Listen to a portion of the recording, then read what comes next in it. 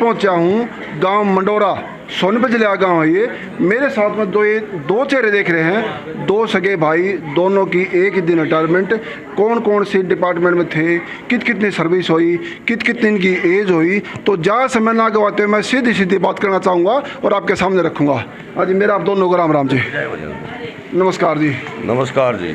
अपना शुभ नाम सर जी एक बार दर्शकों को बताना एक बार। सबसे पहले तो धर्म भाई, आप लोक शक्ति मीडिया का चैनल का मैं अभिनंदन स्वीकार करता हूं कि इतनी बारिश में जी जी और इतनी कड़कती सर्दी में आप यहाँ पहुँचे। जी जी आपका बहुत बहुत धन्यवाद जी। बड़े आप लोग हैं ना सर? मैं हूँ जी जी। कौन डिपार्टमेंट से आए सर आप लोग रिटायरमेंट आज? भाई, मैं 22 साल की उम्र में CRPF में भर्ती हुआ था। जी जी। और अभी 60 साल का हो गया हूँ। जी जी। लगभग 38 साल सर्विस होगी। जी जी। और सूबेदार राजवीर सिंह, गांव मंडोरा, जिला सोनीपत। जी। सर्विस कैसी रही सर अपनी पूरी? बस सर्विस तो बहुत बढ़िया रही जी। कहाँ पोस्टिंग हुई? ज़्यादा पोस्टिंग समय कहाँ बिताना पड़ा आपको?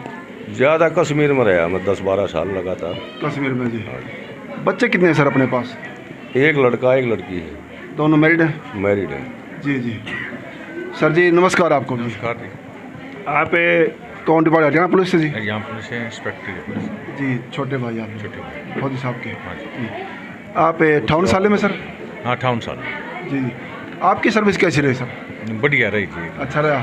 लोगों के प्रति, जनता के प्रति बहुत प्यार, अच्छा, सेवा करने का आप दोनों भाइयों को काफ़ी बड़ा मौका मिला, बहुत बढ़िया, जो हर आदमी इतना क्रिएट नहीं कर सकता। नहीं बिल्कुल। जी जी। एक दो बात जानना चाहेंगे सर। आज एक डिफेंस से हैं, एक हरियाणा पुलिस से हैं, दोनों का महा अनुभव, जनता का सेवा करने का मौका भी।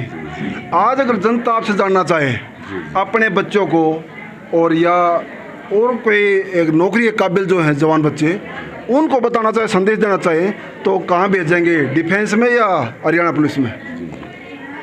भाई धर्म भाई, मैं तो ये कहना चाहूँगा कि जो आज लोगों ने, गांव के चाचा ताऊ रिश्तेदारों ने जो मेरा सम्मान किया है जी, सबसे पहले मैं उनका तहे दिल से सम्मान करता हूँ। इतनी बड़ी तादाद में मेरे को नहीं पता था इतना बड़ा प्रोग्राम है।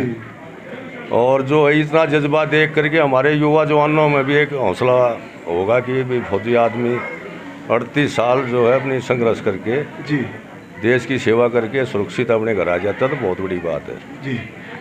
और जो इन गाँव वासियों ने और जो मेरा सम्मान किया है, ये देख करके युवा में एक जागृति पैदा होगी। जी जी। एक जोश जड़ेगी उनमें और वो अपनी तैयारी करें और फौज में भर्ती हों, देश की सेवा करें। बहुत कुछ सीखने को मिलता है फौज में जी। यहाँ कुछ सीखने के नहीं, फौज में सबसे ज़्यादा सीखने के लिए फौज में मिलता है जी। डिसिप्लिन का है, हर काम ड्रिल से होना, बहुत मतलब इतना सम्मान है देश के प्रति। हमारे जवानों ने बलिदान भी दिया जी। काफ़ी, कई जगह ऐसी घटनाएं हुई मेरे सामने। मेरे कई साथी हैं जो उन्होंने बलिदान दिया। जी जी। तो मैं यही कहूँगा, युवा जो लड़के हैं अपनी तैयारी करें, दौड़ भाग करें, सेहत का ध्यान रखें और फौज में भर्ती हों, देश की सेवा करें। एक और चीज़ सर, जी जी। जनता जानना चाहती है, डिफेंस काम करती है बॉर्डरों पे, सरहद पे, तो देश आराम से सोता है। एक डिफेंस का जवान, क्योंकि एक फौजी चाहे 100 साल का हो चाहे 22 साल का हो, उसको जवान ही बोलती है हमारी जनता। वो सरहद पे रहता है और कई बार ऐसा होता है इंजर्ड भी होता है, जख्मी होता है, कई बार जान भी गवा देता है।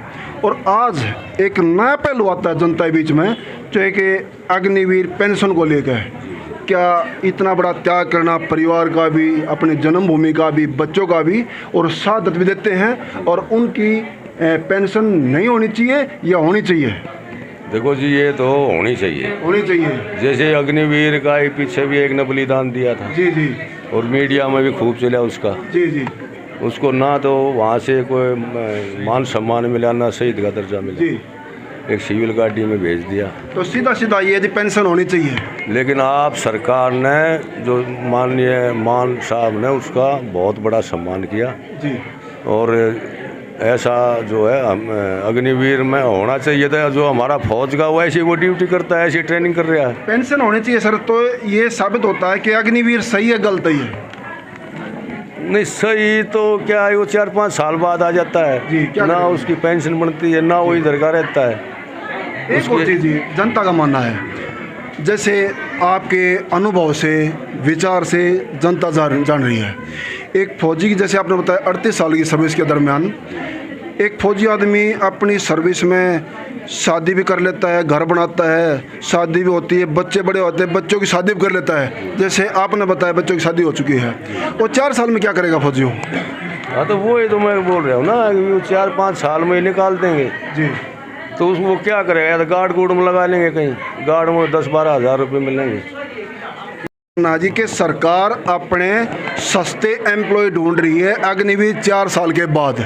जैसे एक एम्प्लॉय 60 से 70 हज़ार रुपये सैलरी लेता है, वही 4 साल बाद सरकार को 12 से 15 हज़ार में एज ए लाइफ टाइम के लिए नौकर मिल जाएगा एक। तो ये सही मानना है या अग्निवीर सही मानना है, या कि एम्प्लॉय के लिए पीछे परिवार के लिए पेंशन होनी चाहिए, ये सही मानना है? देखो परिवार के लिए पेंशन बहुत ज़रूरी है, जरूरी है। बुढ़ापे का एक सहारा भी है जी।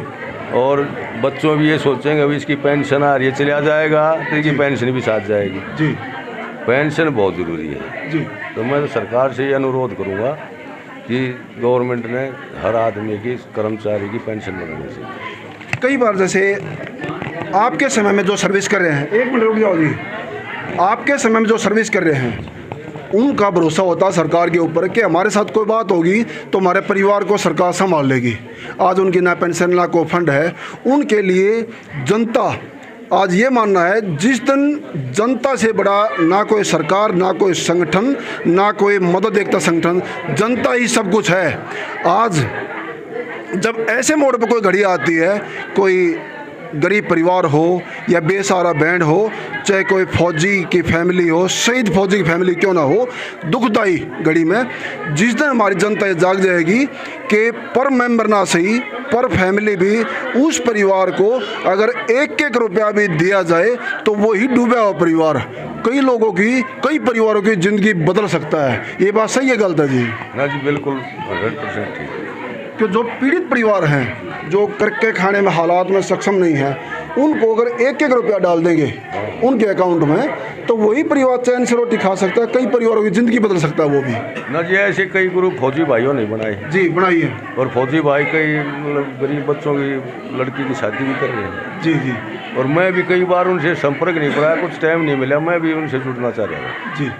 और ये बहुत बढ़िया कदम है, गरीब आदमी की बेचारे की मदद हो जाए, किसी का माँ नहीं है, बाप नहीं है, भाई नहीं है, कोई सहारा नहीं है, जी होने चाहिए जी। तो ऐसे 10-10 रुपये भी देंगे जब भी बहुत हो जाएगी। 1-1 रुपया सर, 1-1 रुपया। हाँ, 1-1 रुपया। 140 करोड़ की आबादी है, उसमें से मान लिया 25 करोड़ फैमिली भी ऐसी हैं जो 1 रुपया तो ऐसे हालात में दे ही सकते हैं। बिल्कुल तो वही परिवार, डूबा हुआ परिवार भी चैन की ज़िंदगी रोटी खा सकता है, ताबी ज़िंदगी।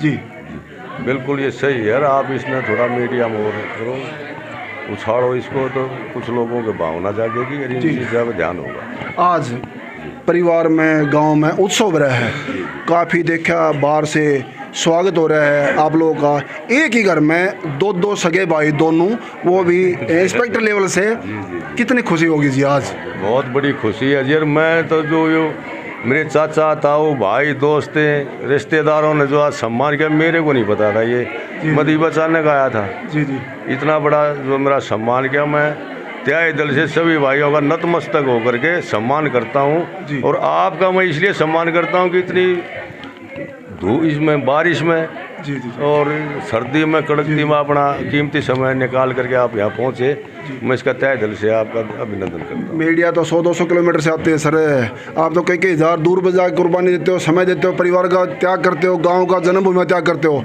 आपसे बड़ा बलिदान कौन दे सकता है और कौन प्रैक्टिकल दे सकता है? जी नहीं, वो बात बिल्कुल ठीक है सर जी। फिर भी हम तो ये है ना कि ये गांव में ऐसा पहली बार देखा मैं, ऐसे जो आपने यहाँ मंडोरे में जी जी आप लोगों ने यहाँ कवरेज किया।